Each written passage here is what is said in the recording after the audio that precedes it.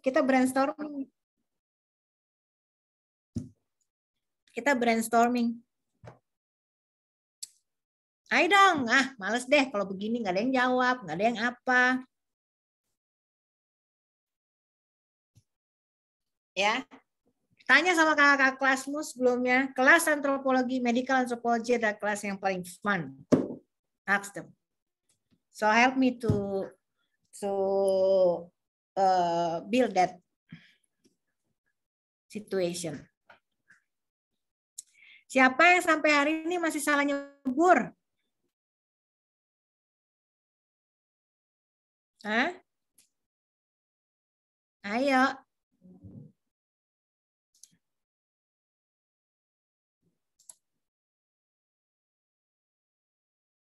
Ini kalian pada on cam apa enggak sih? Kok saya cuma lihat Moya, Kanza, Yuma, Manola, sama Lintang. Izin menjawab. Oh iya. Dikit. Kurang. Segitu lagi dua gini lagi ya. Iya. Iya. Terus itu aja. Kasihanin. Nyari yang udah ada akarnya biar. Iya. Kalau yang belum cepat lagi gitu. Kasih. Segitu lagi ya, Bu ya? Ya, satu gitu lagi. Makasih. Ayo, saya jadi ngobrol sama Mas Amin nih. Habis kalian kayak nggak ada di sini. Ayo dong. Izin menjawab. Saya belum. Hah? Izin menjawab. Ini semuanya on Saya cam. buka belum. Ya. Oh iya. Ya udah, siapa yang ini? Ayo dong. Cerita nih. Kita lagi mau bikin brainstorming dulu biar semangat dulu. Apa sih antropologi kesehatan ya? Kenapa sih mesti belajar itu? Emangnya kita mau belajar dinosaurus, ya kan? Biar dilurusin nanti sama saya. Ya. Apa, Nak? Masih ada nggak yang ini? Denial. Misalnya gini. Dari kampungnya jauh-jauh. Siapa yang paling jauh di kelas ini? Dari mana? Dari mana? Izin jawab, ada yang dari Padang, Mem. Dari Padang, paling jauh. Jauh-jauh dari Padang ke sekolah ke sini. Temennya nanya, siapa tuh yang dari Padang? Saya, Mem. Aku dong. Bismil. Iya. Kamu dari Padang, Mil. Padangnya di mana? Kenapa, Mem? Padangnya di mana? Bukan di Kota Padangnya, di Bukit Tinggi. Oh, di Bukit Tinggi. Dingin ya. Iya. Dari Bukit Tinggi, teman SMA-nya nanya, Bismil, kamu kuliah kemana? Apa? Jauh-jauh dari Bukit Tinggi ke Jakarta, cuma buat nyebokin pasien. Awas ya, yang masih ngomong kayak begitu ya. Dikiranya perawat itu cuma sampai di mana kali ya? Jangan salah. Selain dokter, ya, selain dokter, perawat juga bisa sampai dengan sub-sub spesialis. Maka kamu akan melihat setelah S1 keperawatan ada begitu banyak keilmuan yang bisa kamu ambil. Ya. Oke. Nah, mau sampai S3 tinggal pilih di mana. Di Indonesia udah ada S3 keperawatan. Jurusan lain belum ada. Ya. Jadi yang hari ini masih, ini gara-gara mak gue, it's because my father, because I don't have any choice, ya kan? Ya yang ada aja depan mata, deket rumah, ya kan? So think about it, ya. Then next, tadi saya udah bilang bahwa setelah S1 kalian bisa kemana-mana sesuai dengan yang kamu suka. If you like traveling, if you like something ethnic, if you like to learn about tribe, any kind of tribe, suku-suku tertentu, ya kan, be a medical anthropologist. Indonesia, I'm the one and only, satu-satunya nurse antropologis. Artinya perawat dengan spesialis antropologi kesehatan. Ya. Jadi yang sampai hari ini, gue kayaknya salah masuk. Ya, kayaknya this is not me, ya kan? Masih denial kayak gitu, pikirin deh. Ada begitu banyak cabang ilmu yang bisa kamu pilih setelah S1. Ya. Semangat ya. Halo? Pada semangat nggak kuliahnya? Semangat, Mem. Semangat, Mem. Oke, ya, saya share screen ya. Oke. Nah,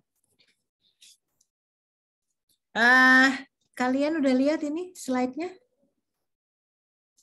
Sudah, Mem. Sudah, Mem. Oke, apa?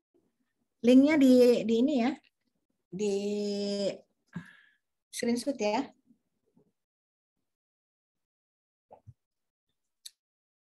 Oke, udah?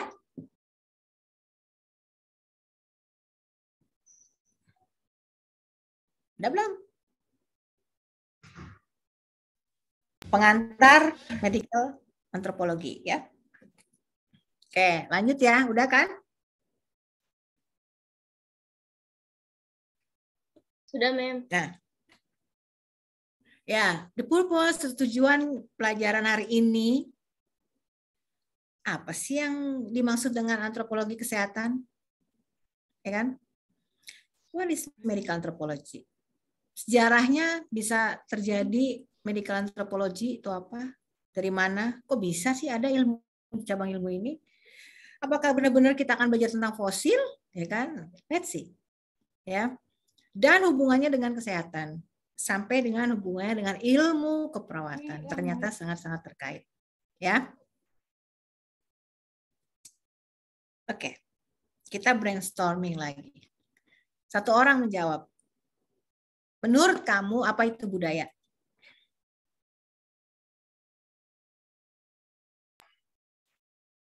Apa itu budaya? Izin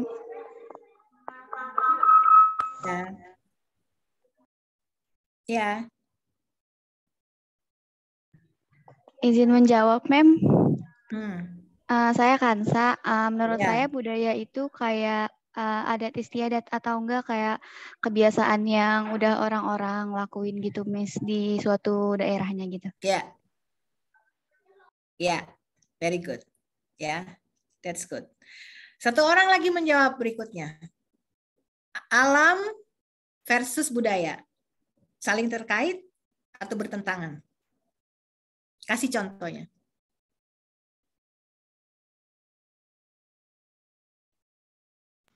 Halo?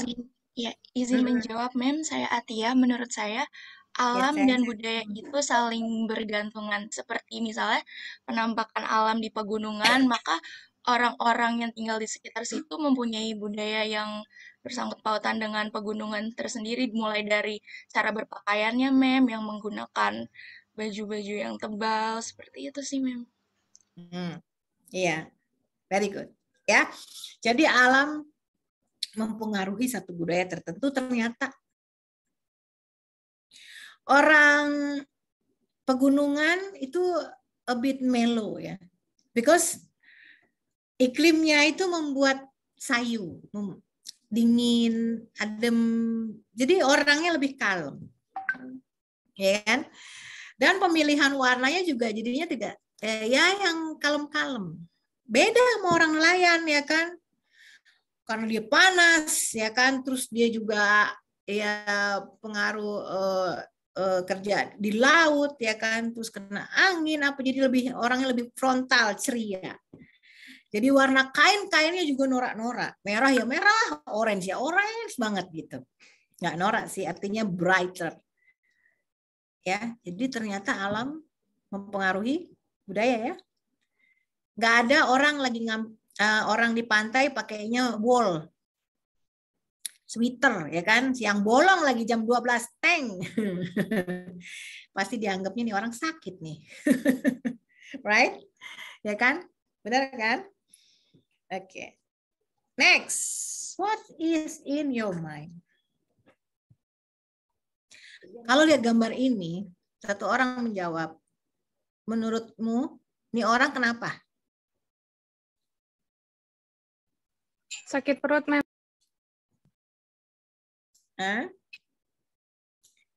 Sakit perut. Jawabnya, Mem, saya ini nama gitu. Jadi kan saya sambil kenalan. Izin, Mem. Saya Bismil. Sepertinya Ya. sakit perut, Mem. Hah? Sakit perut.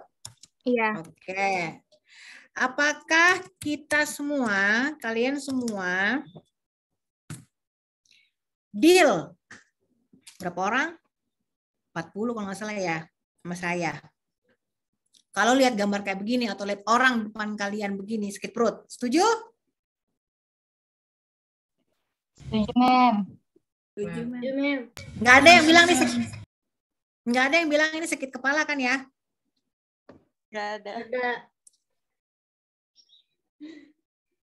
Ya, nggak ada ya. Oke, sekarang kita semua deal. Kalian pergi. If you go to UK, you go to USA, you go to Arabic, you go to Africa, everywhere in this world ada yang pakai baju pakai mimik gestur begini, pasti sakit perut, nggak ada yang lain. Deal, global idea. Tapi apakah semua itu akan selalu sama di satu budaya tertentu? Enggak juga ternyata. Sekarang saya tes. Next picture. How about this? Satu orang menjawab, ini apa?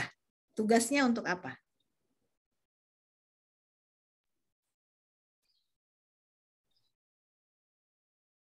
How about this? Izin menjawab, Mem. Ya. Saya rantis. Itu kayak orang-orangan sawah nggak sih, Mem, buat nakutin hama? Iya, betul. Menurut kita, ya enggak? Apakah semuanya deal dengan rantis bahwa ini adalah orang-orang sawah? Deal, Mem. Apakah orang-orang sawah tugasnya adalah mengusir hama-hama seperti burung dan belalang? Iya, Mem. Oke, sekarang saya cerita. Dengerin baik-baik ya. Jadi, saya ambil gambar ini di Thailand Utara, perbatasan Provinsi Udon Thani, di satu desa di mana angka kematian pada pria dewasa umur produktif sangat tinggi, sehingga desa itu hanya penuh dengan laki-laki lansia atau sebelum remaja. Jadi ada banyak janda-jandanya di sana yang karena meninggal muda ya gitu. Dan apa yang mereka percaya terhadap insiden ini, ya kan? Jadi saya ke sana belajar riset ya dengan teman saya ya, kita berempat.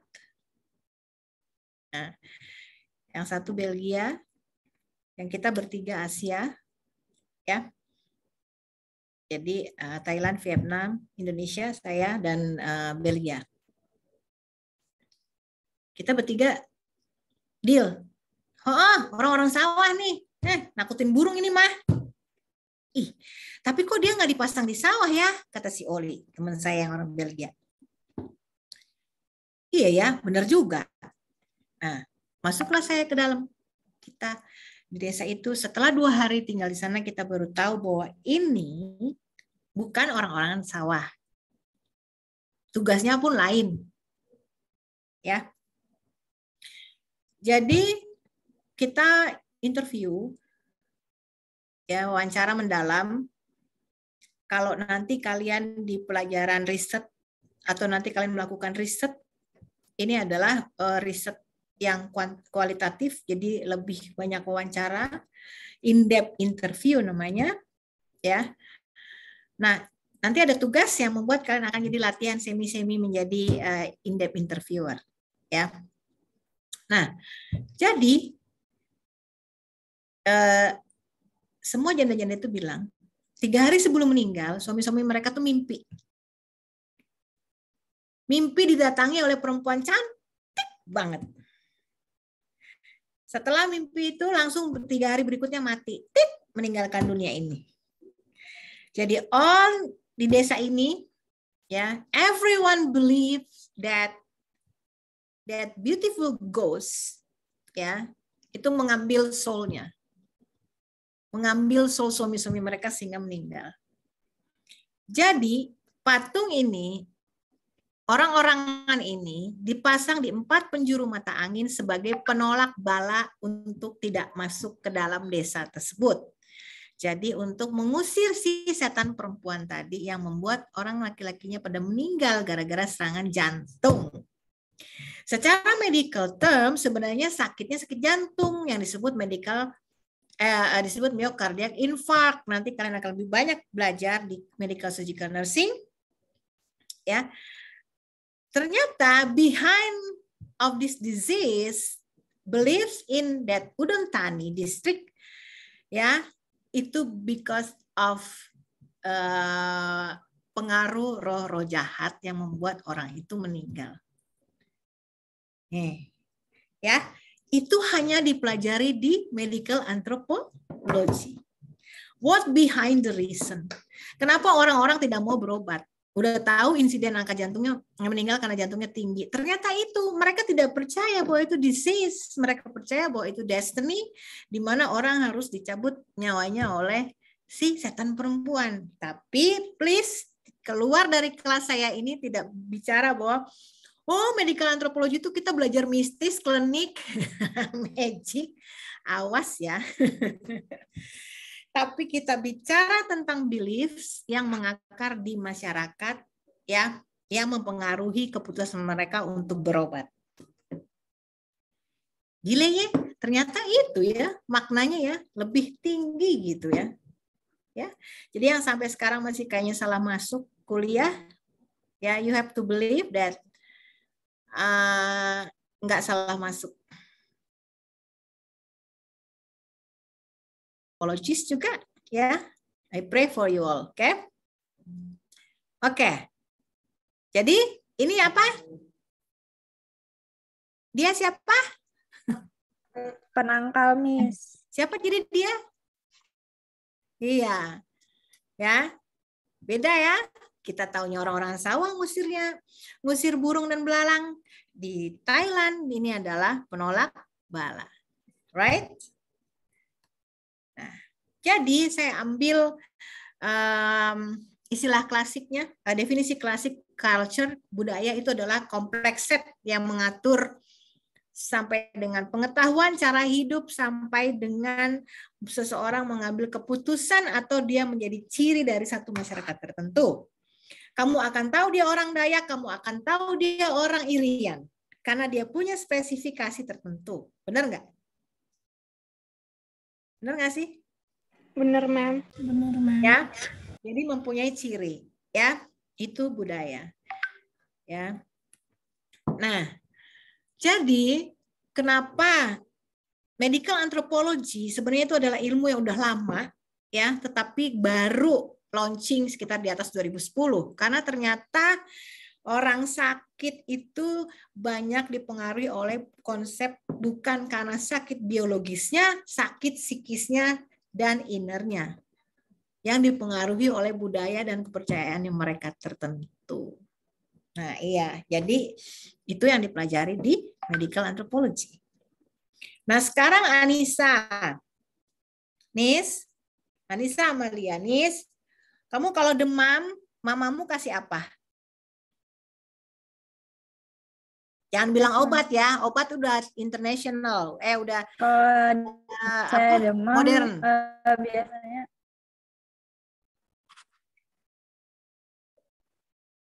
dikasih apa? kalau saya sakit, Mem, Dikasih apa? dikasih ini aja, Mem, makanan kesukaan. Makanan kesukaan? Enggak, ngatasi demamnya sayang. Diapain mamamu? Direndam kah?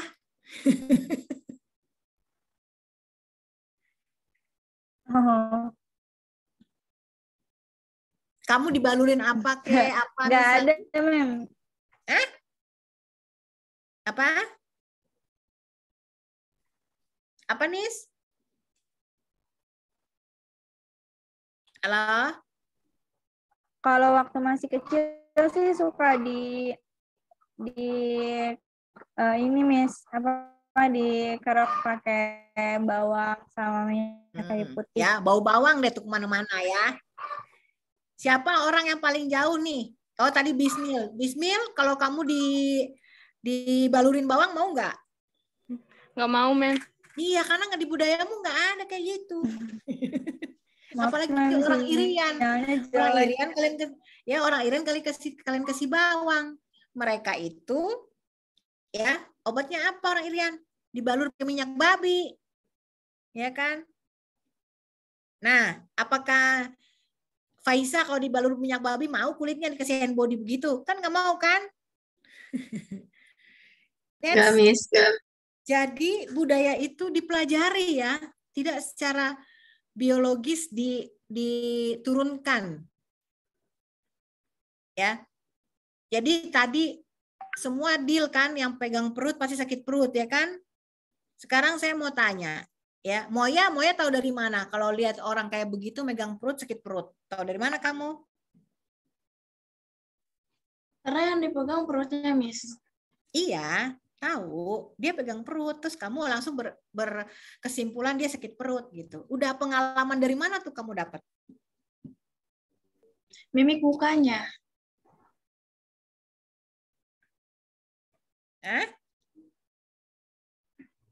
Mimik Halo? mukanya, Miss.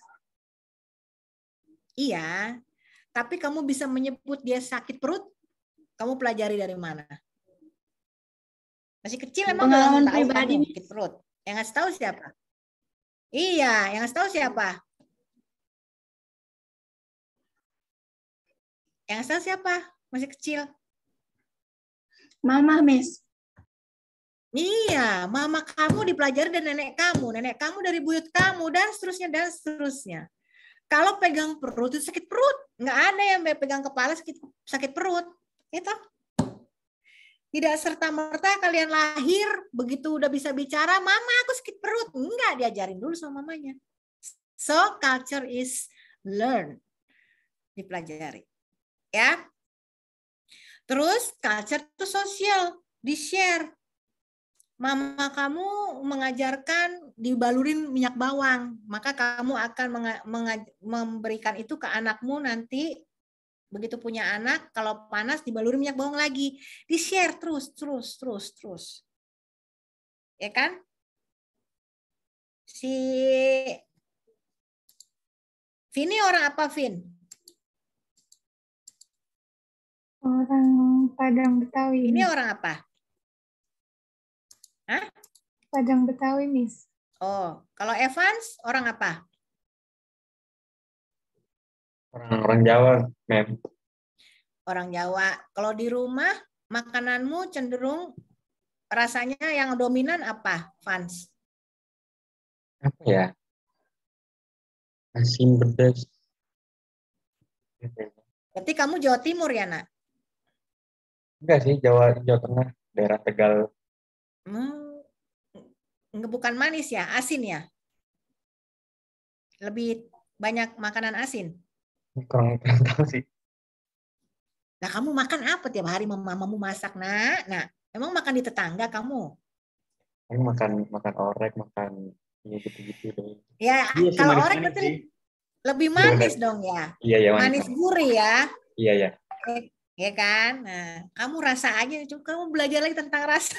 Nanti ujian sama saya. Ya, you meet me in the nerve system nanti ya, sarap ya. Oke, Vini di rumah cenderung makanannya lebih kemana? Rasanya? Lebih ke pedas, Mem. Pedes. Betawi. Ya kan? Asinannya aja asam, pedes. Jadi di-share gitu. Dan itu dipengaruhi oleh alam. Kita lihat lagi nih. Saya ngomong makanan karena paling gampang. Itu culture ya. Yang Beda. Emang ada rendang Manado? Nggak ada. Di Manado adanya rica-rica ikan, ya kan? Mana ada rica-rica rendang? Nggak ada, ya kan? Ya, papeda orang Ambon makan. Lu makan apa sih? Kayak lem gitu. Itu mah buat gua dulu bikin layangan-layang tuh, lemnya. Sama orang sana dimakan. Ya, dia nggak makan nasi, dia makan papeda. Buat kita tuh apa sih kenyal-kenyal nggak jelas, ya kan? Cilok bukan apa bukan, ya kan? Karena alam mereka sagu banyak. Nasi nggak numbuh, makannya sagu, ya kan? It's like me, saya lahir besar di Jakarta, tapi orang Sulawesi itu lebih anak singkong gitu. Jadi ubi-ubian gitu. Jadi saya most love itu singkong, sweet cassava, ubi jalar, ya kan, tales, gitu-gitu daripada nasi. Ya. Nah, jadi pengaruhnya kemana lagi, lanjut nih, biar pada seneng nih. Medical anthropology, begitu, gitu, ya kan. Jadi terbangun bahwa jadi perawat nggak selalu kalian harus kerja di rumah sakit, nggak selalu kerja di puskesmas, banyak gitu. Kalian mau pilih apa aja setelah nanti S2-nya, subspesialisnya banyak gitu loh. So don't worry, oke? Ini saya lagi ngapain?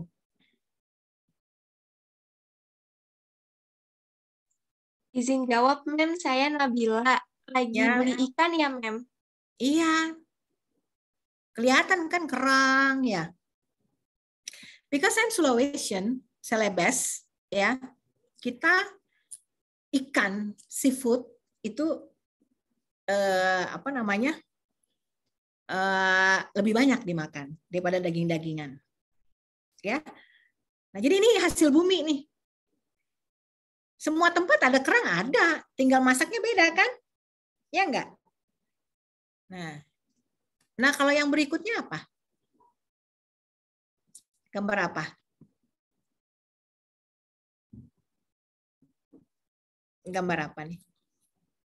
Berikutnya.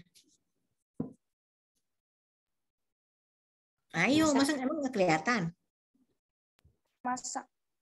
Masak.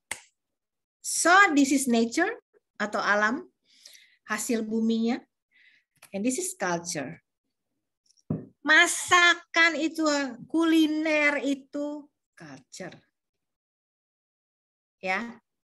Seperti saya udah contohin rendang tadi. Ini kalau saya kerangnya dirica-rica. Tapi kalau bismil jadinya kerang sos Padang. Kan gitu. Padahal sama-sama kerang. Apalagi tentang gimana orang ngobatin dengan obat tradisionalnya. Macam-macam. Dan itu hanya dipelajari di medical anthropology. So, anthropology is a science yang belajar tentang budaya.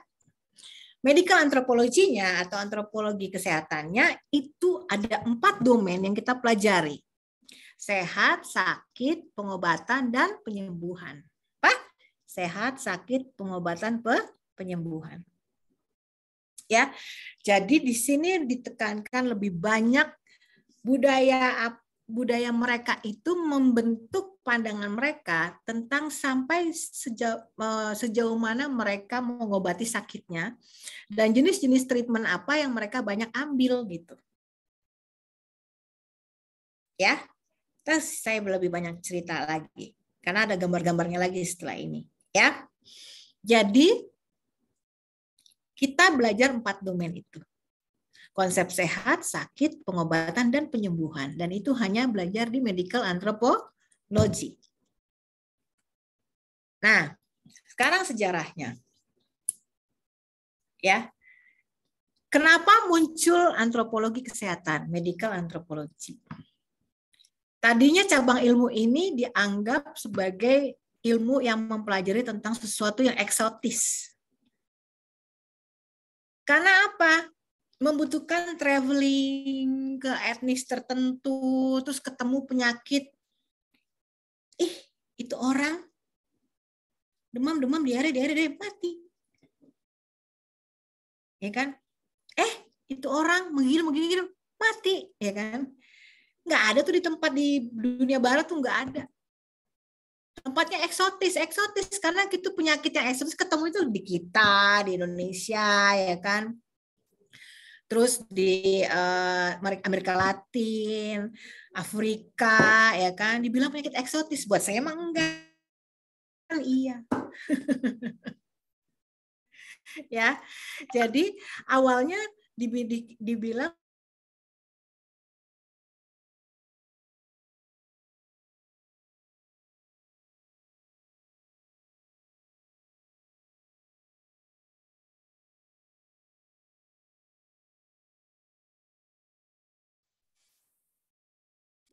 sorry, ketendang. Saya share screen lagi ya.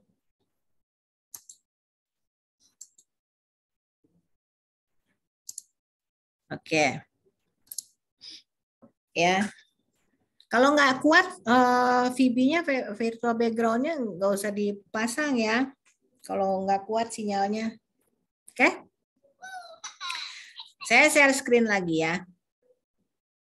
Masih di situ kan? Belum lapar kan? Orang di rumah ya tinggal lari sebentar kan bisa. Oke, lanjut ya. Nah, tapi apa hanya itu yang dipelajari penyakit eksotis dari daerah eksotis? Enggak, ya. Itu salah satu contohnya. Jadi memang sesuatu yang sangat spesifik, tidak ada di tempat lain dan mencirikan tempat itu. Contoh, kita kalau kalian ke Papua, ke Irian, ya kan, kalian harus diminum pil kina dulu. Kalau enggak kena malaria tit loh, meninggal menurut saya. Ya, makanya itu dibilang eksotis. Buat saya enggak, mematikan itu mah. Ya, yang tadi meriang, mencret-mencret, tit mati, ya kan? Itu adalah Ebola di Afrika. Ya, makanya harus vaksinasi dulu kalau mau ke sana. Ya. Nah, gitu. Jadi termasuk corona, COVID-19 dipelajari oleh medical anthropology. Kenapa dia mulai di Wuhan? Ada yang bilang coronavirus itu pertama kali ditemukan di daerah Tegal. Nggak ada kan? Ya nggak. Adanya di Wuhan, ya. Nah, jadi apa hanya itu? Enggak. Jadi konsep yang dipelajari di medical anthropology itu mempelajari budaya yang membentuk orang secara holistik. Nah, holistik ini cocok dengan keperawatan karena keperawatan juga mempelajari kebutuhan manusia dan secara holistik. Ya, makanya sejalan. Nah, jadi apa saja yang dipengaruhi oleh alam yang membentuk satu budaya tertentu sehingga membentuk konsep mereka akan sehat, sakit, penyembuhan dan pengobatan itu dipelajari di medical anthropology dari sudut yang disebut dengan cultural meanings. Ya. Jadi cultural meanings. Oke? Jadi kita enggak belajar, oh baju adat ini artinya ini. Bukan, tapi konsep 4 tadi, sehat, sakit, pengobatan, penyembuhan. Dan itu hanya di medical anthropology. Bedanya dengan ilmu antropologi yang lain apa? Makanya jadi jangan cemas. Waduh, ini gue kayaknya masuk di medical anthropology ya kan, jangan belajar gigi nih, fosil, dinosaurus. No, I'm not archaeologist. Ya kan? Oh, ini belajar tentang suara, tentang lukisan, tentang alat-alat yang dipakai bercocok tanam dulu. Enggak, I'm not a physical anthropologist. Oh, atau enggak ini. Kenapa orang Cina kalau ngomong cempreng ya?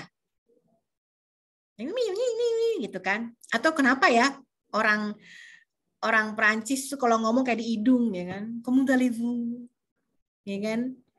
Sobiang ya kan, hidung. Itu no, I'm not an antropolog linguistik, ya kan? Kita belajar 4 domain tadi, ya. Dengan frameworknya holistik yang tadi saya sudah sebutkan. Nah, lanjut, ada pertanyaan? Belum? Apakah cukup jelas sampai saat ini? Is it clear?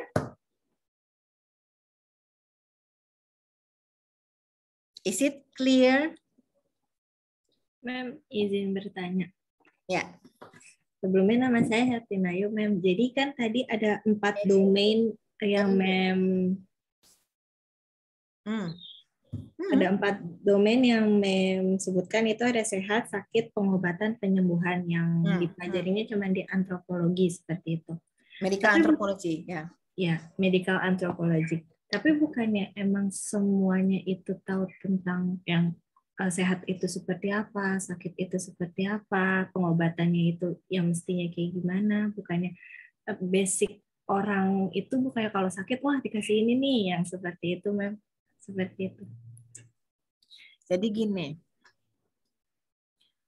awalnya kenapa keluar cabang ilmu itu juga begini, ada sering konflik, ya kan, antara tenaga kesehatan dengan pasien. Yang paling sering itu perawat. Karena kita yang 7 hari dalam seminggu, 24 jam per day, ya kan, ada di samping mereka. Contoh, orang Jawa Tengah yang perbatasan dengan Jawa Timur itu nggak mau minum air putih, maunya minum air teh dari pagi sampai malam, bobo bangun lagi air teh lagi. Kamu misalnya Ayu, memaksakan budaya kamu kalau minum obat harus dengan air putih, ke mereka nggak mempan. Jadi di laporan kamu, pasien Talita misalnya, Talita orang sono gitu, pasien Talita menolak minum obat, cuma begitu, that's all. Padahal dia menolak minum obatnya karena apa? Karena kamu memaksakan untuk dia minum dengan air putih, yang dia bilang gua muntah, nek kalau minum air putih. Lebih baik dengan adanya medical anthropology kita belajar. Kenapa sih ya?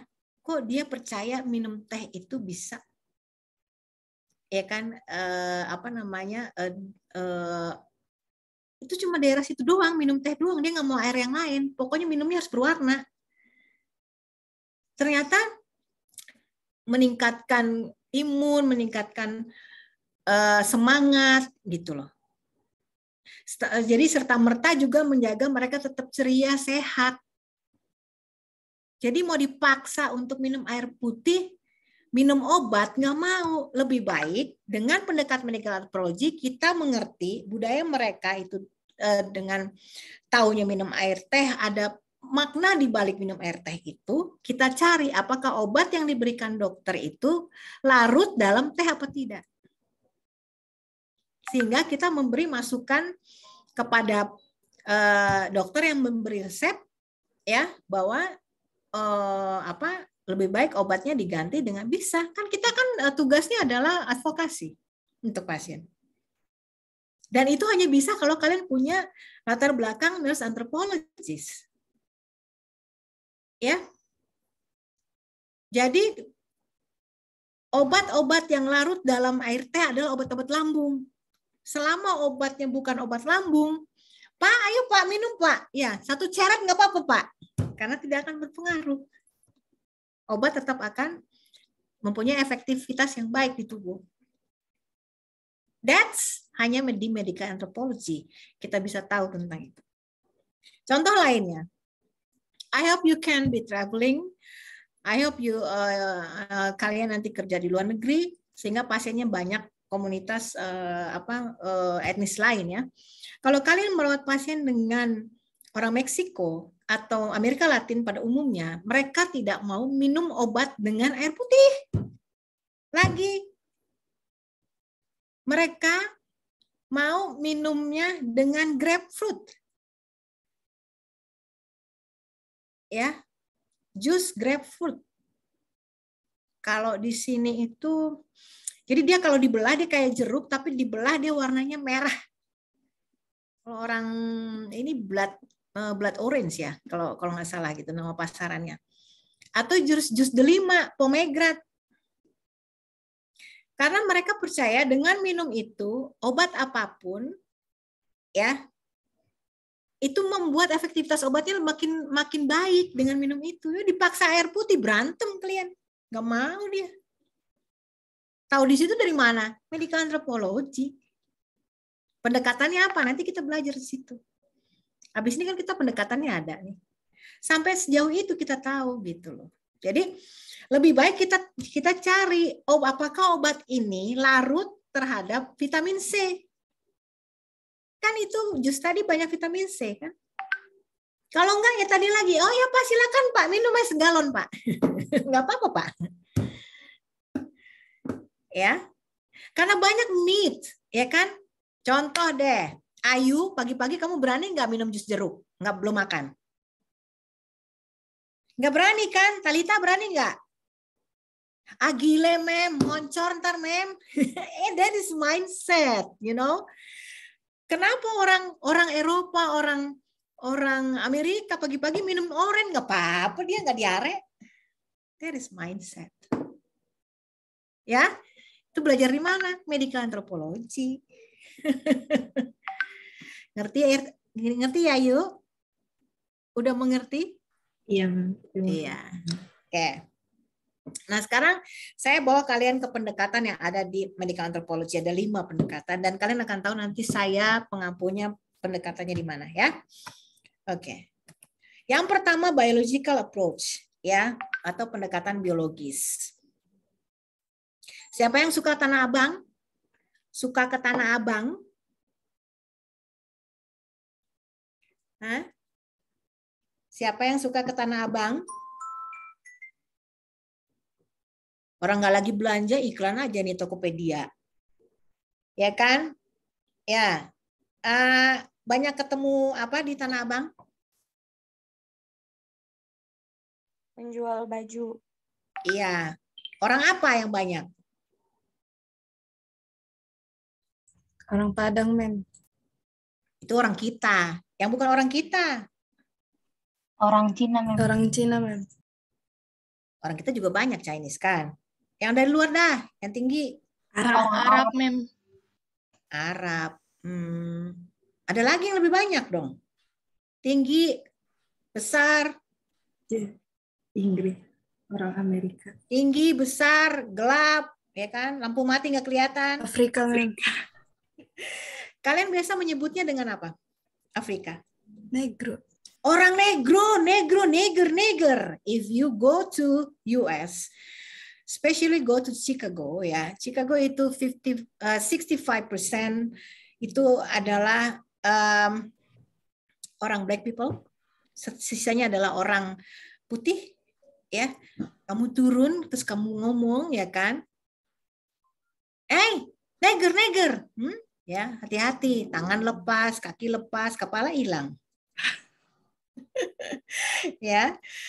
Because if you say nigger, that's they feel you are underestimate them. Ya, be careful. Better you call them black people rather than nigger. Ya.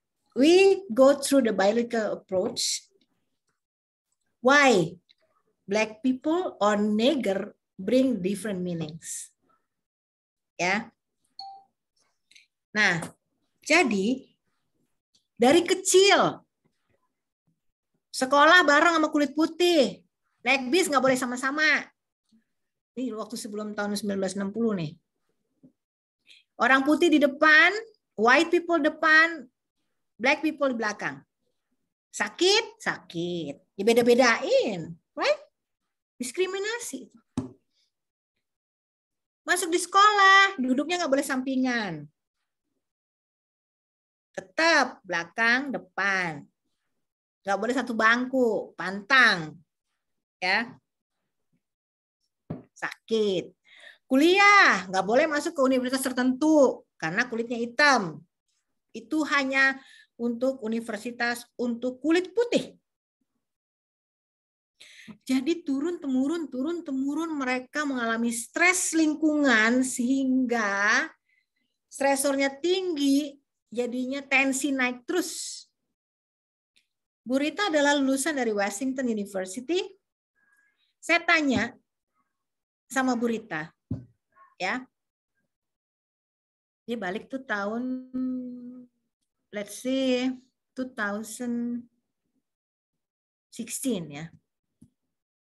Dia balik, di sana bagaimana, masih rasis nggak? Masih.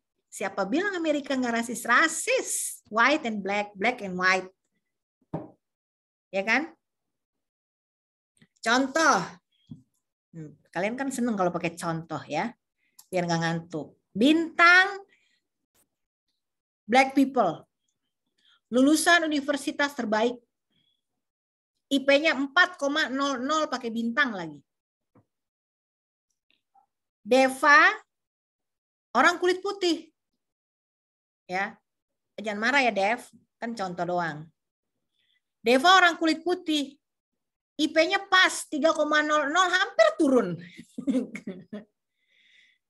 Lulusan biasa-biasa aja. Begitu masuk kerja, ya, yang jadi bos Deva dong. Dengan gaji lebih besar daripada bintang. Tuh, until now, they feel that kind of discrimination. Gimana nggak sutris? Ya kan? Jadi tensinya naik melulu sehingga angka hipertensi di Black people, African American, artinya orang hitam di Amerika itu tinggi banget dibandingkan suku-suku lainnya. Karena mereka mendapatkan extremely discrimination. Itu belajar di mana? Dipelajari di medical anthropology, pendekatan biologis. Karena mereka terlahir sebagai Black people, mereka mengalami kesulitannya sampai menimbulkan penyakit gitu. Nggak tahu kan kalian sebelumnya kan? Iya. Dan itu dipelajari di medical anthropology. Gitu. Di pendekatan biologis. Ya. Pendekatan berikutnya adalah ekologi. Ada 2, ekologi budaya dan ekologi politik. Ya. Ini apa nih? Gambar apa nih samping kiri? Siput, Mem. Siput, samping kanan. Samping kanan. Rumah, Mem. Rumah. Rumahnya berapa tingkat? 1, 2, 3, 4, 5. Kamu pergi ke wilayah ini rumahnya sama semua, minimal 4 lantai. Ini rumah apa kandang burung ya? Kenapa? Ada hal yang mereka hindari untuk tidak terjadi. Jadi rumahnya sama semua modelnya. Ya. Nah, itu makanya saya bilang kalau kalian senang jalan-jalan, traveling, ya kan, be a nurse anthropologist. Saya cerita sekarang, ya. Siapa yang udah pernah makan escargot?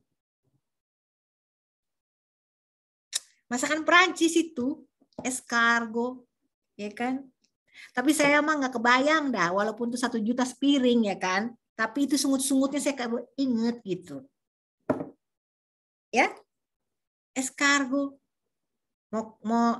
Mau keong emas kek, keong perak kek, keong apa, tetap aja keong. Ya, sampai sekarang belum tega saya makan. Mau dia semahal apa juga. Oke? Ada cerita di baliknya dia. Lanjut. Kalau kalian pergi ke Vietnam, khususnya Vietnam Utara, dengan ibu kotanya Hanoi, daerahnya tuh dingin, lembab. Dalam musim winter, kalau di luar negeri, dia bisa sampai dengan 0 derajat. Paling enggak 6 derajat, ya kan? Dingin. Jadi malarianya tinggi. Sehingga mereka membangun rumahnya itu 4 lantai, 3 lantai minimal. 4 lantai minimal untuk menghindari digigit nyamuk malaria. Karena nyamuk malaria nggak bisa terbang sampai 3 meter. Mati dia. Jatuh lagi, nggak kuat dia terbang sampai jauh. Sama kalau kalian pergi ke Irian, ya, Merauke, itu daerah yang memang di dalam hutan itu, mereka tinggal di rumah pohon. Karena apa? Di pohon kan tinggi, ya kan, nyamuk kan nggak kuat terbang. Sehingga kalau kalian pergi ke Hanoi, I hope you visit this place someday ya. Bagus banget, makanannya juga enak-enak ya. Tapi dilihat ya halal apa enggaknya. Budaya kita kan lain lagi sama mereka ya enggak. Nah, tapi alamnya bagus ya. Itu rumahnya sama semua. Tinggi ke atas semua begitu. Karena takut malah malaria. Itu dipelajari di ekologi budaya.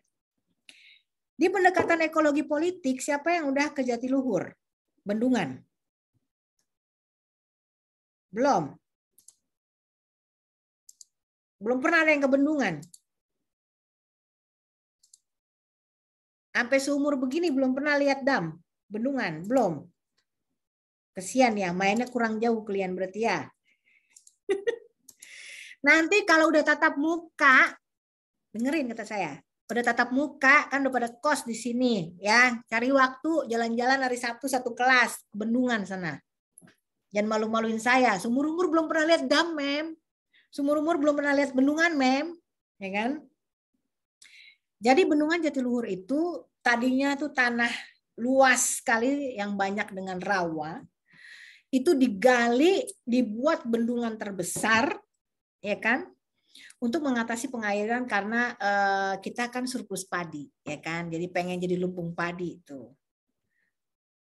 Nah, di situ banyak siput. Siput air yang tinggal di situ. Rumahnya hilang. Lari dong dia pindah ke pemukiman terdekat.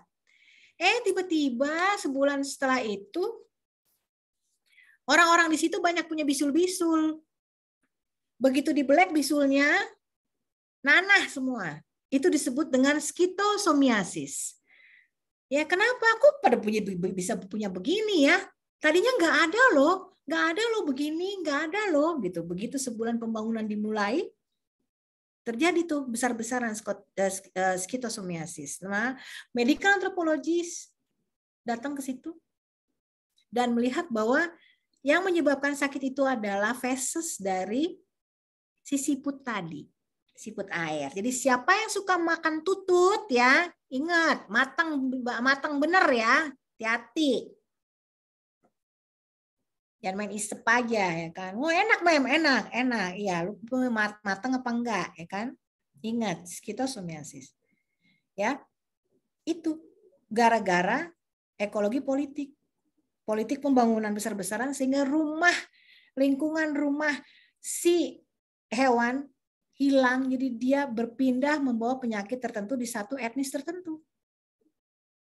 Jadi dulu daerah Purwakarta banyak skitosomiasis. Ya, itu dia. Makin ngerti kan? Oh, belajar itu ternyata ya. Oh gitu, ya kan? Oke. Pendekatan berikutnya adalah etnomedis atau etnomedicine. Nah, saya pengampunya di sini. Jadi, kalau kalian sering dengar etnografer itu adalah kerjaan kami di mana kami pergi ke satu etnis tertentu meneliti. Kalau saya meneliti konsep sehat sakit pengobatan penyembuhan orang-orang itu. Ya kan? Nah, sekarang contoh. Ya. Siva, Dini, sama Yuma. Siva, Dini, sama Yuma. Kalau saya dudukin di depan ini apa nih? Yang baju merah lagi nari. Ini orang Dayak ya.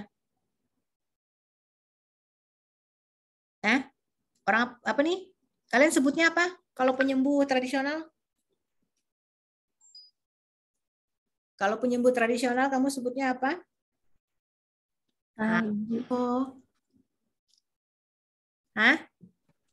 Kalau penyembuh tradisional sebutnya apa? Dukun. Iya. Nyebut dukun aja takut. Enggak kedukunan ntar. Heran. Ya.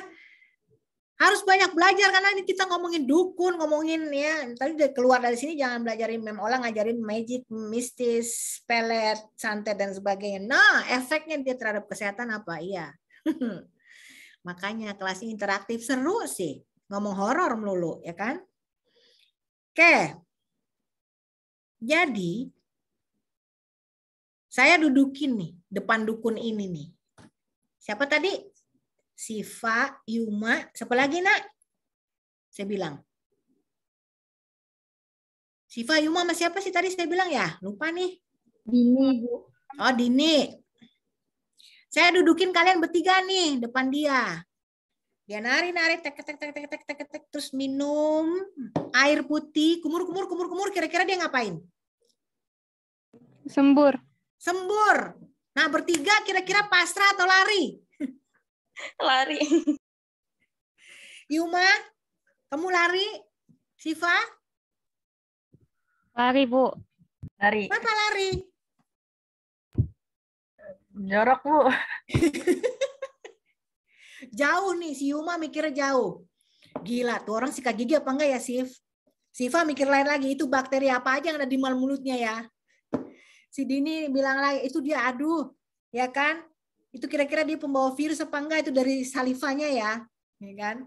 Mikirnya jauh. Tapi kalau orang Dayak kira-kira ngapain mereka? Ini Dayak Kenyan ya, tempat saya. Pasrah kali, Mem. Pasrah, disembur-sembur aja, kalau perlu sembur lagi. Karena belief, ya kan? Mereka percaya sakit apain sembuh-sembuh gitu loh. Jadi peran sugesti itu sang sugesti sendiri itu di shape sama budaya. Nah, itu hanya dipelajari di medical anthropology. Khususnya di ethnomedicine.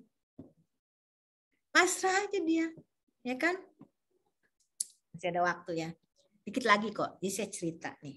Ya kan, kalian kok cerita kan seneng toh. Ini saya ambil di Dayak Kenyan ya. Jadi saya meneliti, teman saya orang Kamboja sama orang Jepang, kita bertiga itu mau meneliti tentang insiden TBC dan diare di suku Dayak dengan yang tinggal di rumah panjang. Jadi kalian tahu rumah mereka itu kan satu rumah panjang di mana 10 keluarga di situ gitu kan. Jadi konsep sehat sakitnya itu mereka spesifik saya ingin tahu tentang TBC-nya. Iya kan? Karena mereka rumahnya enggak rumah sendiri-sendiri gitu, enggak panjang, terus 10 keluarga, 10 keluarga, 5 ya 5 gitu. Ya. Jadi kalau dari sini ke Dayak Kenyan itu dia kan di hampir dekat dengan Nunukan ya. Jadi dia itu kalau mau ke sana kita dari sini terbang ke Balikpapan. Dari Balikpapan kita naik bis 2 jam ke Samarinda. Dari Samarinda kita naik mobil kecil lah ya. Itu sekitar 2 jam lagi sampai di Kutai. Kemudian Kutai Timur. Ya, sampailah kita di pinggiran Sungai Mahakam. Ya. Siapa yang suka Thai tea? Ada yang suka Thai tea enggak? Saya, Mem. Ya. Warnanya gimana? Coklat oren-oren gitu kan ya. Nah, warna Sungai Mahakam tuh kayak gitu. The color is similar with Thai tea, ya. Jadi guide-nya bilang gini, Ma'am, you should take and drink a bit and put on your forehead. Ambil minum dikit, kemudian taruh di jidat. Kalau kalian ya kan, yang not based of anthropology, Salwa, Maula, misalnya, Hairunisa, saya suruh minum itu mau nggak kira-kira? Enggak mau, Mem. Iyalah, air butek kayak gitu, Mem. Mencret yang ada diare, Mem. Tahu nggak? Kalau nggak minum, guide-nya bilang, nanti ibu dipelototin orang-orang, karena semua orang minum. Nanti kalau kapalnya terbalik, karena kita harus naik kapal kayu sekitar setengah hari, ya. Kalau nggak minum air itu, nanti kapal terbalik, nggak ketemu semuanya. Ya, the mystical thing, katanya, orang sana percaya sampai hari ini kedalaman Sungai Mahakam belum ada yang tahu. Nggak pernah bisa ketahuan. Belum ada yang bisa ngukur, gagal terus. Apapun yang jatuh, nggak ketemu lagi. Nah, kan? Kira-kira kalau kayak begitu tetap mau minum apa enggak? Daripada orang-orang, ini gara-gara lu nggak minum kemarin kita jatuh. Ya kan belum sempat ngomong, udah hilang kok. Kan boleh minum ya. Kalian akan menemukan hal seperti itu pada saat kalian melakukan etnografi. Ya, ya udah diminum. Ya udah kebayang lah rasanya gimana ya kan? Ya, jangan dibayangin Thai tea lah, Thai tea mah enak. Oke, udah jalan sampai kemudian kita sampai di Tanjung Isui namanya. Belum sampai desanya. Ya, jalan kaki. Oke. Jalan kaki sekitar sejam setengah, melewati yang bergelantungan, apa yang lewat terbang nggak jelas. Lewat di kaki nggak tahu, ya kan? Terus sampailah di sana tuh banyak sekali kali yang di dalam hutan tuh ya, yang jadi kita naik sampan yang cuma bisa berdua. Misalnya saya naik ke Siva nih, jangan yang satu ke kiri, yang satu ke kanan, terbalik kita. Dia harus lurus terus 1 jam tuh naik gituan, emang enak ya kan? 1 jam naik sampan sampai di pinggir desa suku Kenyan itu. Guide-nya ngomong lagi, Bu, apapun yang disediakan sebagai sambutan karena ibu tamu kehormatan bagi suku ini dimakan. Apapun yang disediakan diminum. Baik. Oke, Mas. Ya. Sambut sama kepala sukunya. Ya, terus masuk di rumah panjang, duduk di situ. Bawa apa ya? Bawa apa sih ya? Ya kan? Saya lihat-lihat sama teman saya yang bertiga. Saya udah kasih tahu ya, everything that they serve you have to eat. Take it. Oke, kata mereka. Di depan saya ada di nampah itu kecil hitam-hitam. Apaan ya? Ya kan? Sebelahnya ada minuman. Saya tanya sama guide, oh itu tuak, ya kan? Tapi yang kecil itu apa ya? Ini kayaknya baunya dari situ tuh. Pokoknya kalau lewat Bantar Gebang, yang lewat yang sampahnya itu ya kayaknya 11-12 lah baunya lah ya. Ini apaan ya? Ya kan? Saya ingat apapun yang disediain, mau sekecil apapun telan, pokoknya harus ditelan. Kalau nggak ditelan, hilang di situ 1 bulan, muter nggak bisa keluar dari desa itu. Ya, nggak bisa pulang loh, ntar. Oke, begitu duduk, disediain beneran ya kan? Begitu deketin, bener ini nih. Waduh, ya udah, nasib. Ambil paling kecil, telen, terus saya ambil aja langsung minum tuh tuaknya. Ya, langsung aja glek ya kan. Jadi kan mabora dikit, nggak tahu lagi apa yang udah ditelen ya. Jadi nggak akan dimuntahin gitu loh. 3 hari setelah saya tinggal di situ, saya baru tahu bahwa apa yang saya makan itu apa. Jadi, mereka berburu rusa. Dibersihin semuanya, terus mereka tusuk. Manjang kayak mau bikin guling tuh, ya kan? Terus mereka rendem, di sana kan di dalam Kalimantan itu pedalaman itu kan sungai-sungai kecilnya itu jernih-jernih ya, beda sama air Sungai Mahakam, jernih-jernih. Nah itu direndam di situ minimal 1 minggu, diarung. Why? Mereka percaya binatang itu juga punya roh jahat, jangan sampai mereka makan terus mereka jadi masuk roh jahatnya ke tubuh mereka. Jadi diarung sama air, dibuang sama air, itu segala pengaruh-pengaruh negatif dari hewan itu. Diarung dong. Busuk nggak? Ya gitu deh. Ya kan? Terus setelah 1 minggu, paling nggak 10 hari dipotong-potong taruh di nampah, terus taruh di atasnya lumbung. Kalau di sini kan suka ada tuh yang lumbung yang buat naruh padi gantung-gantung nih di atasnya. Jadi ada panas di situ kan. Jadi kayak dijemur loh, tapi di situ, tapi nggak langsung di matahari. Itu sebulan ditaruh di situ. Saya ngelihat yang baru 2 minggu ditaruh itu ya dengan belatung-belatungnya. Oh iya, oh baiklah. Jadi saya makan dendeng tapi nggak dimasak. Jadi yang saya makan itu adalah daging rusa itu yang dibusukin itu, yang nggak pakai dimasak, pantesannya bau ya kan. That's belief.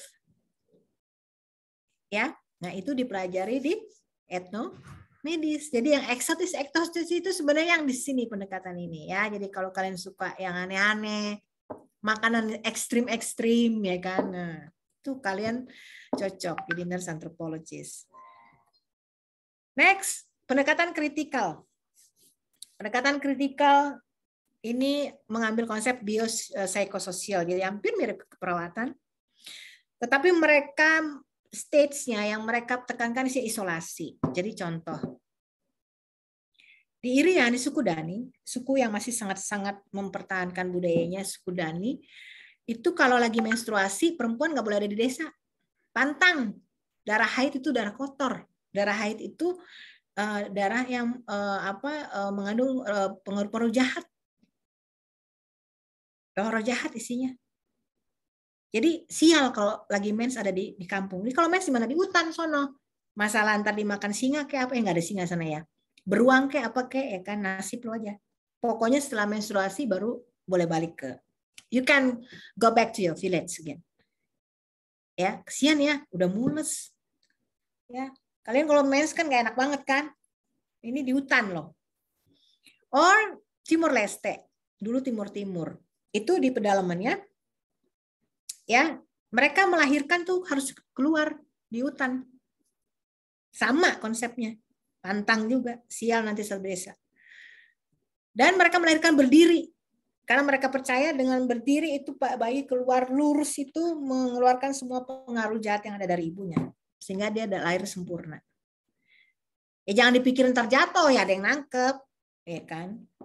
Nah itu. That's belief. Ya kan?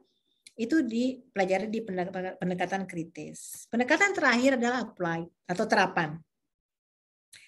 Nah ini hubungannya di rumah sakit nih, lebih banyak ke dokter klien, nurse klien, ya. Dan ini kita membawa konsep peka budaya, atau culture sensitive.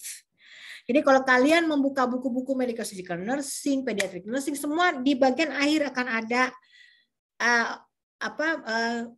pandangan budaya dari satu penyakit tertentu. Itu tadi medical anthropology yang bawa itu gitu. Karena sangat mempengaruhi aspek orang itu menjadi percaya sama obat modern apa enggak. Budayanya tuh kuat banget ya.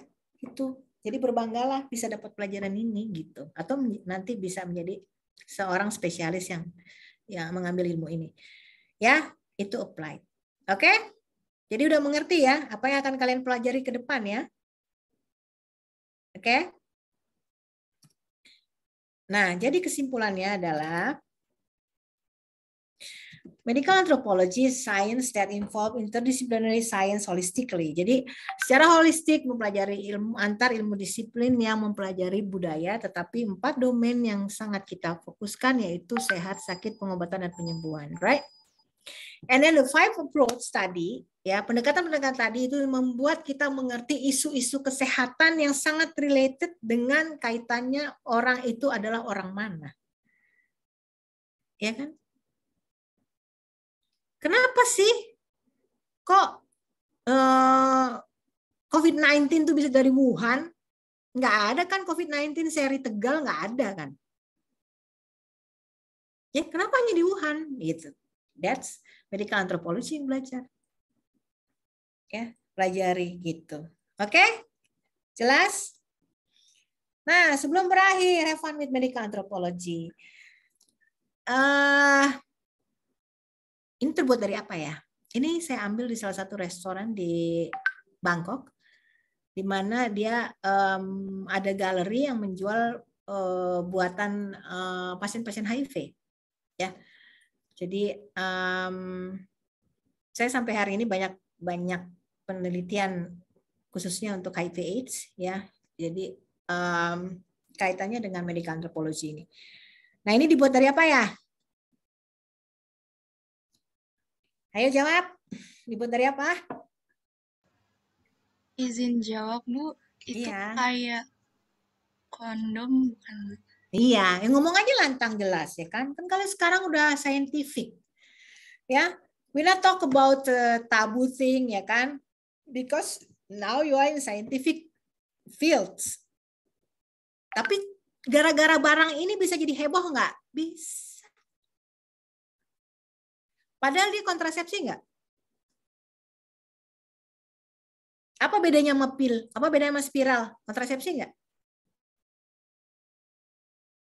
Iya kan? Saya tutup ya, biar saya mau lihat muka-muka kalian. Iya nggak? Beneran kan? Sekarang sampai hari ini, sampai detik ini, ya kan? Ya, karena apa namanya? I'm a member of International AIDS Society, ya, yang pusatnya ada di Prancis. Sampai hari ini kondom itu masih merupakan alat yang menghentikan penyebaran virus HIV. Lah kok mau beli susah ya? Banyak nggak barangnya? Banyak nggak barangnya? Banyak, Mem. Banyak. Mau beli bisa nggak? Bisa, Mem. Berani nggak? Ayo jawab. Saya mau membuka wawasan kalian karena HIV/AIDS sampai hari ini masih menjadi momok karena terkait dengan khususnya dia pada penyakit menular seksual, padahal penyakit menular seksual itu banyak, tidak hanya itu. Dan dicegahnya gampang, hanya dengan pakai kondom. Tapi kok susah ya? Barang ada, duit ada, mau beli? Ya, nah itu sudut pandangnya di player di American Anthropology. Ya, ini saya masih 11.37, saya mau kasih tugas soalnya. I will bring you to be an ethnographer, ya kan? Jadi apa namanya latihan? Karena nanti di riset kalian di semester akhir sekali udah nanti kalian tingkat advance itu akan you get the research method. Nah, ini yang banyak dilakukan adalah kualitatif riset, ya. Jadi salah satu modalnya adalah observasi dan in-depth interview. Tapi saya tidak membuat tugas in-depth interview karena kan ini kita lagi online ya. Kalau yang zaman dulu mah bisa in-depth interview, ya kan? Ini kan kalian dari rumah masing-masing, ya enggak? Tapi tetap nanti dalam kelompok ya tugasnya. Oke.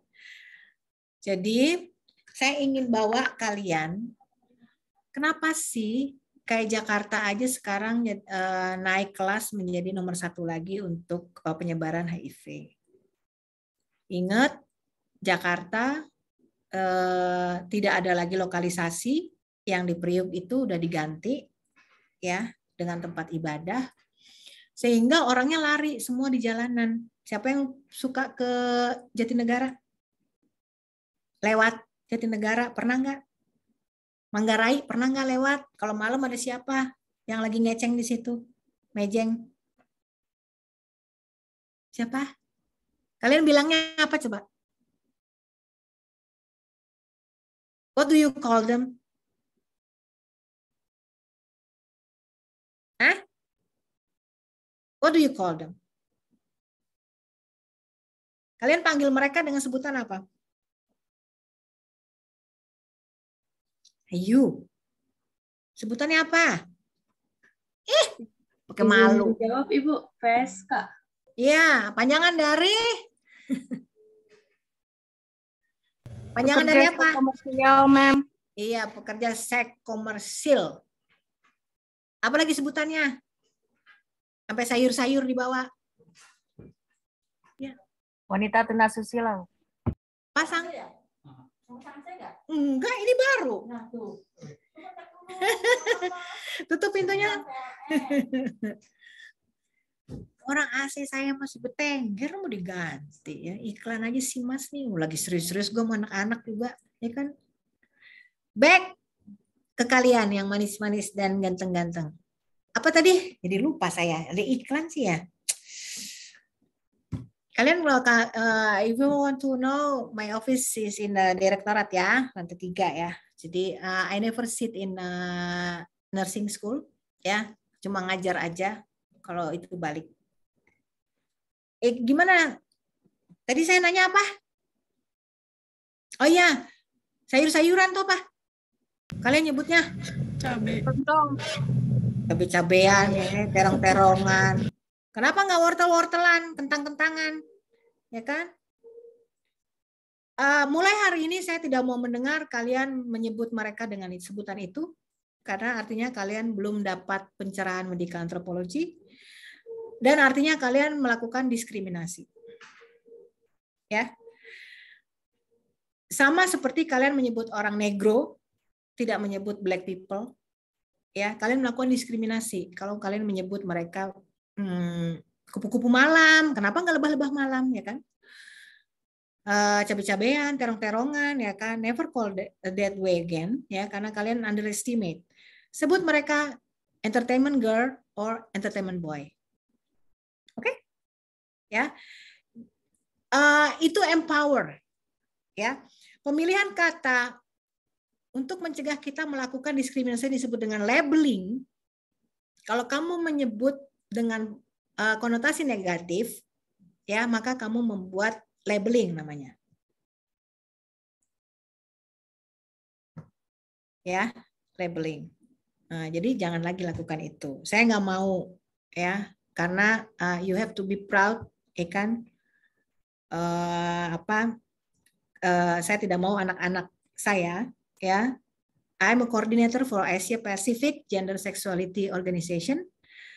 Saya nggak mau anak saya juga melakukan stigma dan diskriminasi, ya.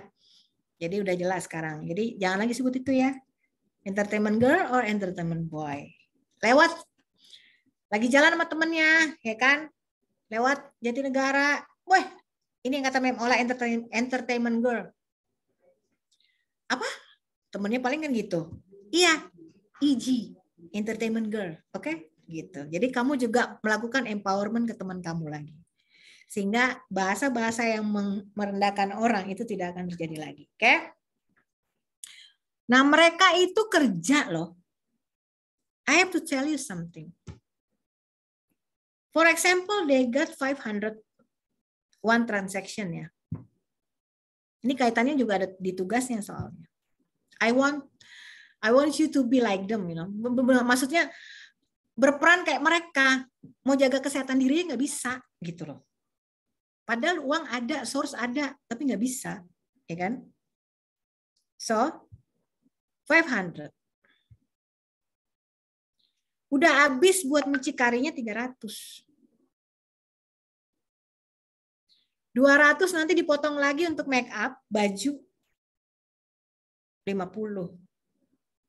Tinggal 150. 50 untuk keamanan. Karena mereka sekarang tidak dilokalisasi jadi pada galak semua. Dulu saya setiap Senin dan Kamis, saya Monday and Tuesday I give free physical examination, ya kan. Terus juga ada pembagian kondom gratis, ya, everything. Pada kerjasama, mucikari juga takut sama kita, ya kan. Terus bodyguard juga pada ini. Sekarang, ya kan. If you go to mau interview aja satu entertainment girl di rel kereta Jatinegara itu, nggak bisa. You have to meet the bodyguard, you have to, and then you have to make sure your safety, ya kan? Ribet. Bayar keamanan 50, tinggal berapa? Cepet uang jaminan bahwa mereka akan selalu kerja sama mami yang itu. Kurangin lagi. Ujung-ujungnya yang mereka pegang berapa coba? 25.000 doang.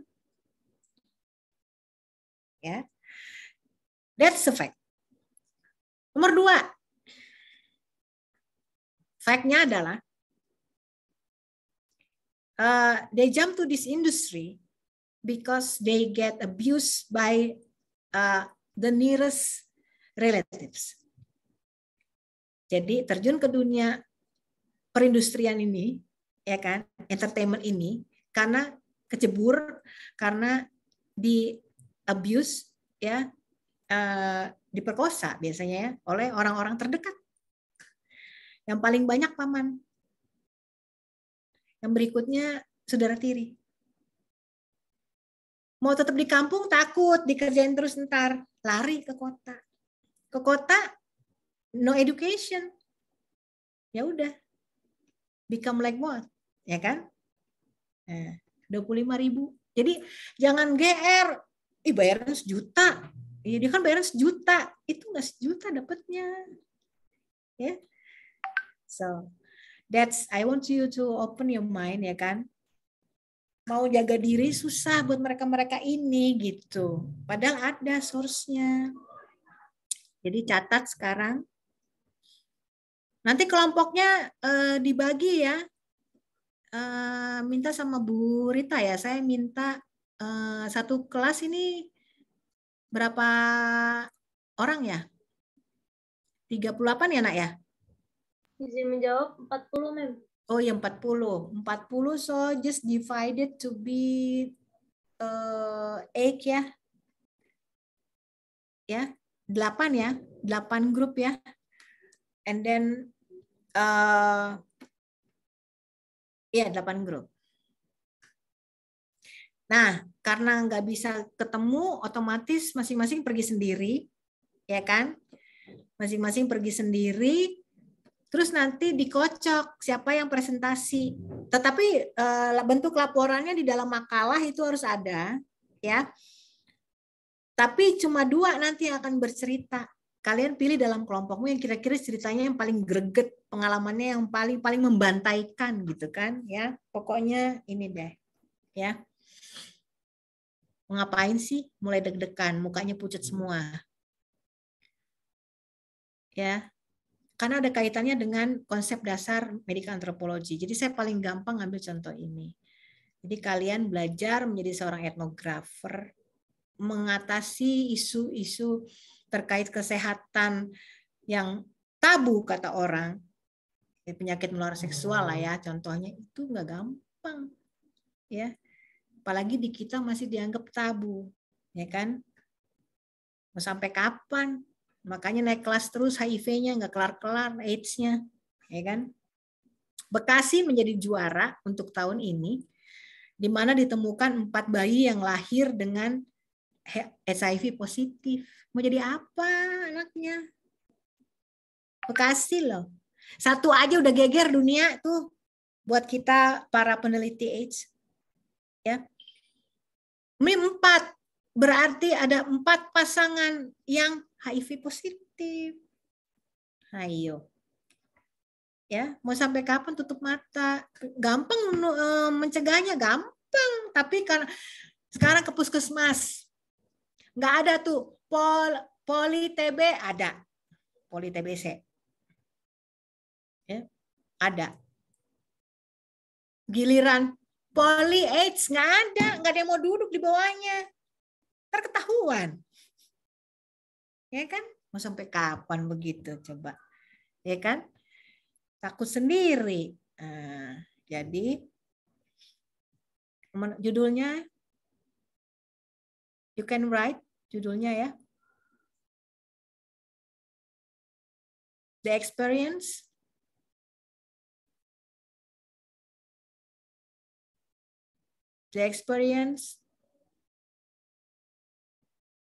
of being an ethnographer. Ya, nanti kalau kurang-kurang jelas nanti saya kasih juga ke si pen ya. The experience of being an ethnographer to seek a condom. To seek a condom. Ya, pengalaman menjadi ethnographer untuk mencari kondom. Nomor 1. Tulis. What is the reaction of kasir? Apa reaksi dari kasir? Nanti saya kasih clue-nya. Ya kan? Nggak usah takut dulu. Dengerin aja dulu sih. Ya kan? Pucat aja langsung muka. What is the reaction of kasir? Ya, apa reaksi dari kasir? Nomor 2. Apa reaksi pembeli lainnya? Ya. What other consumers think about you? Ya kan? Nomor 2. Nomor 3, what do you feel?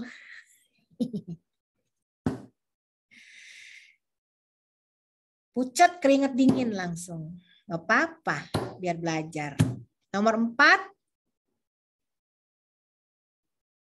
pembelajaran apa yang kalian dapat dari pengalaman ini? What is the lesson learned that you got from it? Ya, pembelajaran apa yang kalian dapatkan dari pengalaman ini ya. Oke. Rules-nya. 1. Nggak boleh pakai seragam. Apalagi ngomong. Ini buat tugas sekolah loh. Serius nih, mem online nih. Nih fotonya yang ini nih orangnya nih. Ini nggak aci banget ya kan. Ntar nggak akan dapet apa-apa kalian ya kan. Ini pendapat mereka. Oh, kalian udah senjata dulu. Ini saya pakai seragam nih. Ini saya mahasiswa ya. Saya tugas ini. Nggak bakal dapat pengalaman kalian ya kan. Nggak boleh seragam. Nggak boleh ngaku identitas. Observe aja. Observasi. Because I want you to be an observer. Modal dasarnya etnografer itu observe, lihat. Sambil nanti ditulis. Udah di luar ditulis ya kan. 3, tidak boleh bawa alat perekam. Hati-hati ya. Nggak pakai izin soalnya ya. Jadi diingat-ingat tuh betul-betul ya kan, pembicaraan apa yang didengar, apa itu diingat-ingat betul-betul. Jangan teringat, tulis ingat tuh ketahuan banget lagi meneliti ya kan. Orang lagi bermain peran.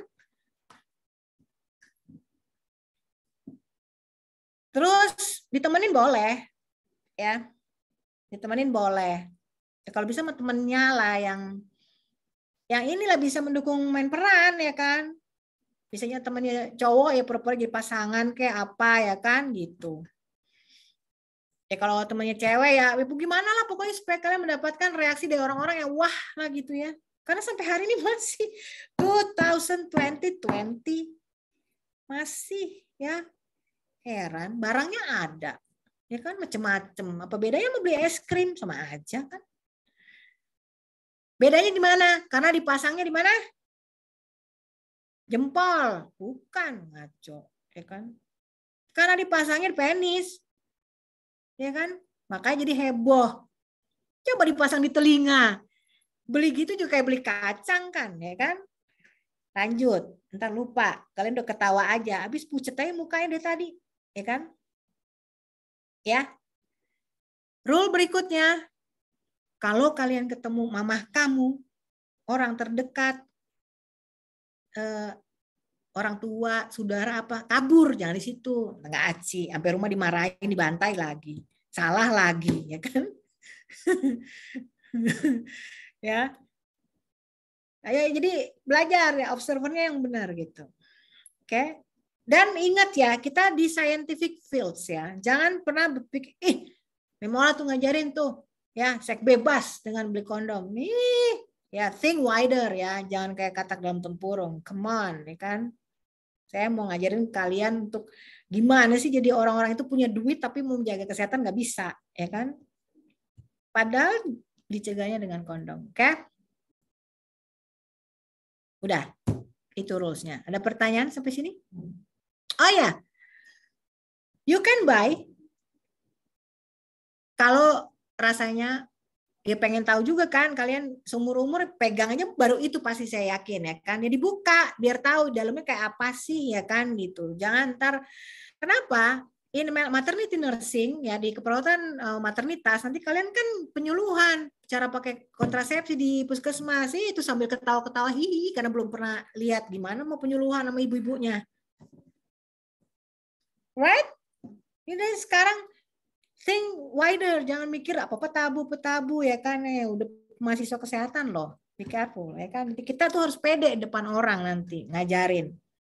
Ya, kalau seumur umur ngajarin, ya ibu-ibu, ini kita bagaimana menggunakan kontrasepsi kondom. Jadi saya akan ajarkan ya Bu, buka kemasannya belum pernah tahu, belum pernah lihat ya kan gimana. Beli 1 kotak. Ya. Terus 1 kotak difoto ya. Ininya ditaruh di laporannya itu. Ya, di tag gitu. Jangan banyak-banyak nanti berat itu filenya ya. Nah, kalau bisa berapa kelompok ini 8 kelompok jangan sama barangnya. Satu misalnya rasa, satu misalnya bentuk. Misalnya yang ini kelompoknya nanas, yang sana strawberry, boleh. Yang sana misalnya full letter, apa feather, kan ada tuh yang bergelombang lah apa ya kan. Biar tahu kalian. Ya. Ketawa, ya nggak apa-apa lah ketawa daripada tadi pucet, ya kan. Jadi kocok dulu ya di si pen, jangan sampai sama ya. Satu kelompok itu jangan sama gitu. Beda-beda 8 kelompok, dalam satu kelompoknya misalnya ada 7 anak ya belinya yang sama, yang sesuai ketentuan kelompok dapat apa gitu loh. Jadi sama punya feel-nya gitu loh. Akan ketahuan, saya akan tahu siapa yang nggak beli. Karena gregetnya tuh nggak akan ada gitu loh. I will know, don't worry, ya. Dari observe akan tahu, nih yang beli sama yang enggak ketahuan. Atau kalian udah yakin dapat info yang banyak, ya kan? Nggak perlu sampai beli juga nggak apa-apa. Paling sebel, kesel kasirnya, kalian udah banyak nanya, nggak beli nggak apa-apa, ya kan? Tapi kalian harus bisa paling nggak dapat foto counter ininya, counter tempat semua kondomnya itu, gitu. Tapi ingat dengan catatan durasi saturnya, artinya satur tuh kebulatan ceritanya kalian udah dapat, boleh nggak sampai beli. Paling kamu betein kasirnya, nanya ini nanya itu, kalau ini gimana ini gitu. Pokoknya bawel aja deh. Ya, makanya main peran, acting dikit, ya kan? Jangan polos-polos amat. Oh, polos boleh, pura-pura nggak tahu apa gitu. Paling dimarahin sama orang-orang ntar. Bukannya sekolah bener loh. Paling gitu kan. Ya, sampai karena terakhir tahun lalu saya kasih penugasan masih tuh sampai dimarah-marahin, dimaki-maki depan orang gara-gara beli. Duit siapa? Ya kan? Nih, tolong coba Indonesia Raya negara 62 katanya maju, ya kan? Ya. Apalagi? Itu. Pokoknya tidak boleh sama, 8 kelompok beda-beda. Ada pertanyaan sampai sini? Mem, Cukup jelas? Saya izin bertanya, Mem. Ya, siapa yang nanya, Nak? Izin Salwa. Jadi saya Salwa, Mem. Ya, apa, Nak? Kalau misalkan nanti jadi beli kondomnya itu kan ada yang cewek sama cowok ya, Mem? Itu ya, kondom cowok aja. Kalau kondom cewek susah, nah. Saya nggak mau bikin kalian sulit junpalitan salto gara-gara nyari. Baik. Terima kasih, Mem. Yang banyak aja, yang kondom cowok aja. Ya. Ingat, rule-nya berikutnya, jangan beli di toko obat, apotik. Nggak aci lah, pasti ada. Orang juga wajar ke situ belinya, ya kan? Kesehatan. Beli tuh ya di supermarket, ya di ntar dibilang endorse lagi. Alfa ... ya kan? Indo ... gitu kan? Tapi jangan beli di toko obat atau di apotik ya, nggak aci, nggak dapat cerita kalian pokoknya. Gimana? Deal? Takut, cemas, pingsan? Oh, ada semua. Deal ya? Siap nggak? Ya? Siap dengan tugas ini? Oke. Siap. Pertemuan berikutnya, kalau cukup waktu, saya akan minta presentasi dulu. Kalau enggak, saya ngajar, kita cari waktu lagi tambahan untuk presentasi. Tapi tidak keluar dari minggu ini. Kalau nggak salah, saya kan Kamis masuk lagi ya. Benar nggak sih? Sekarang hari Selasa, berarti kesempatan kalian belanja adalah nanti dan besok. Ingat keselamatan kalian. Ya, kalau kalian merasa bahwa di situ ada banyak ada banyak anak laki-laki yang misalnya kalian harus melewati mereka untuk pulang ke rumah dan kalian ngeri, jangan di situ. Tetap safety first. Ya. Kalian mau acting gimana, pura-pura jatuh itu lagi megang, jatuh kan orang semua ngeliat ya kan, atau dipegang nggak pakai bungkus, ya. Pada plastik Mbak, enggak, pegang aja gitu. Kan lagi showing ya kan, sengaja orang mau mikir apa sih kalau beli beginian, biar tahu gitu loh. You can feel them gitu. That entertainment girl, entertainment boy, duit ada, mau beli ada, alpha dot dekat. Tapi kok mau beli takut ya? Ya, that's karena ditaruhnya di mana gitu.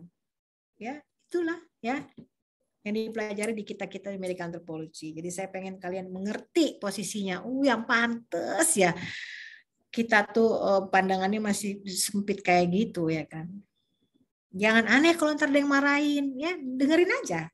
Pura-puranya terus kalian dimarahin, diem gitu ya kan. Kalau berani nanya lagi, boleh.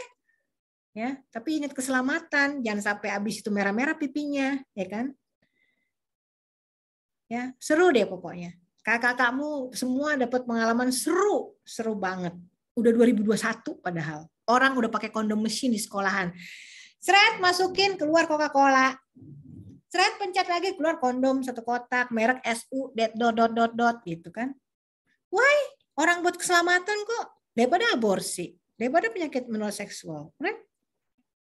Ya, mulai lagi, ntar keluar, memang orang ngajarin seks bebas, think wider, ya, kita belajar HIV/AIDS nih di sini nih, oke, siap ya, udah mau istirahat, kalian mesti makan, nanti mau nyambung lagi, ya, atau mesti masak dulu, oke, sehat-sehat, kita ketemu, jangan lupa penugasannya dikerjakan. Ya, setelah ini kalian saling ngomong aja dah, ya ngaturnya pokoknya saya maunya 8 macem. 8 macem tuh barangnya. Ya. Oke?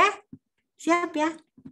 Nanti sipennya saya kasih juga, nanti dikirimnya ke lewat drive aja ke sipennya dulu, nanti sipennya ngirim ke ini, ke saya udah barengan semua.